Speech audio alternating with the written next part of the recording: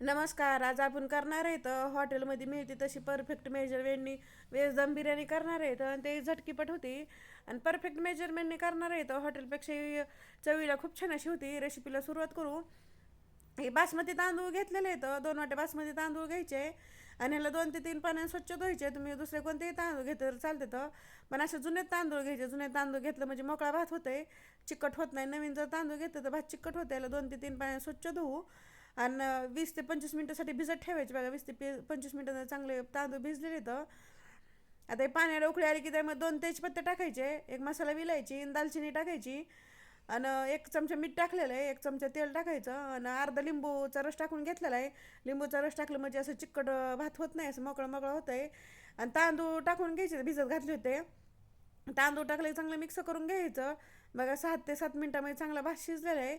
असं बघायचं तर भात शिजल्यावर असं एकदम असं दबत नाही आहे, म्हणजे 80% शिजवायचं. असं दाबलं की असे तुकडे व्हायला लागले की मग भात शिजलेलं म्हणायचं. गॅस बंद करायचा आणि त्यातले खडे मसाले काढून टाकायचे, कारण आता खडे मसाल्याचं सगळं अर्क उतरलेलं आहे भातामध्ये. आणि चाळणीनं गाळून घ्यायचं, पूर्ण पाणी काढायचं त्यामध्ये. नसे एका ताटामध्ये थंड करायला ठेवायचं फॅनच्या खाली.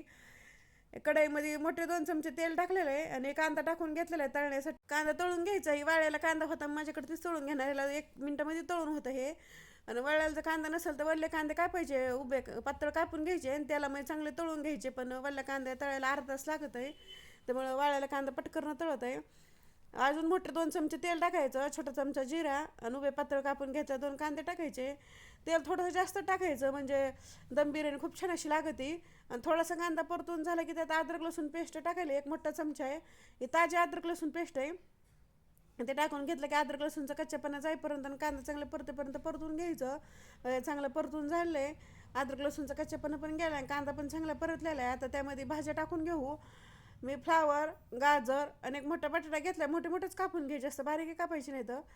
आणि एक टमॅटो टाकलेला आहे, कारण आपण नंतर दही बी टाकणार आहे, त्यामुळे एकच टमॅटो वापरलेला आहे. ते टाकून घेतलं की भाज्या चांगल्या तेलामध्ये 1 ते 2 मिनटासाठी परतून घ्यायचं. त्यामुळे छोटा चमचा हळद आणि एक छोटा चमचा गरम मसाला टाकायचा, आणि 1 चमचा धनिया पावडर टाकायची, आणि 1 चमचा लाल तिखट, आपल्याला तिखट आवडीप्रमाणे कमी जास्त करायचं. ते टाकून घेतलं की चांगलं मिक्स करायचं आणि झाकण ठेवून 2 मिनटाची वाफ काढून घ्यायची. 2 मिनटानंतर चांगले असे मसाले परतून झाले तर, आणि भाज्या पण थोड्याशा मऊ झाल्या तर, आणि त्यामध्ये आता बिर्याणी मसाला टाकला आहे 1 मोठा चमचा. बिर्याणी मसाला पहिले टाकायचं नाही, ह्याच टायमाला टाकायचं, म्हणजे खूप छान असा स्वाद राहतं त्यामध्ये. बिर्याणी मसाला टाकले की परतून घ्यायचं आणि गॅस बंद करायचा. गॅस बंद करून ही मसाला थंड करायचा आणि मग थंड करून दही टाकायचं. थंड केलेल्या मसाल्यामध्ये दही टाकलं म्हणजे दही फुटत नाही, गरम गरम मध्ये टाकलं की दही फुटतंय. दहीला असं मिक्स करून घ्यायचं आणि मग गॅस चालू करायचा.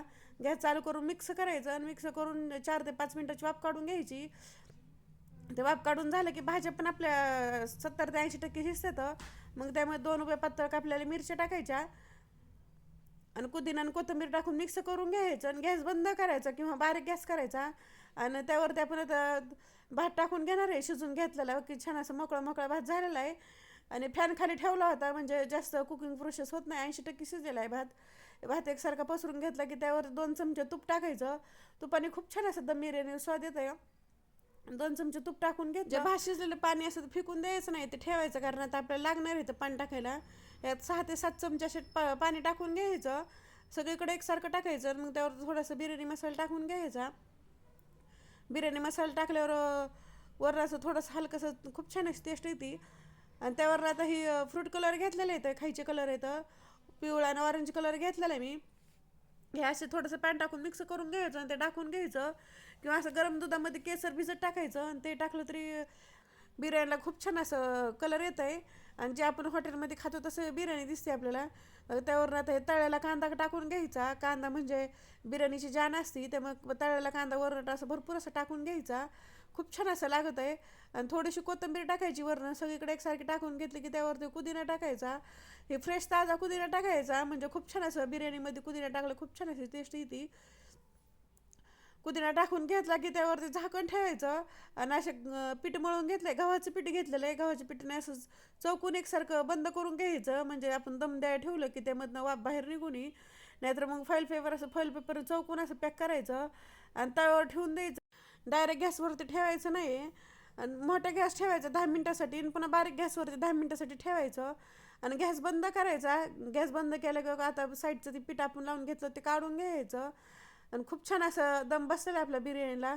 पाहू शकता खूप छान अशी आपली दम बिर्याणी झालेली. आणि बघ किती छान सुंदर दिसायला लागलेली. आणि बघ तशा तोंडाला पाणी असं झालं किती मोकळी मोकळी झाली. अजिबात चिकट झालेलं नाही आहे, एकदम असं मोकळं मोकळी बिर्याणी झालेली. त्यामुळे असं जुना तांदूळ जर घेतला तर अशी एकदम मोकळी बिर्याणी होती. असं नवीन नाही घ्यायचं, जेवढा तू जुना तांदूळ घेऊन तेवढं असं मोकळं बिर्याणी होती. ते ताटामध्ये टाकून घेऊ की छान असं दिसायला लागलेलं आहे.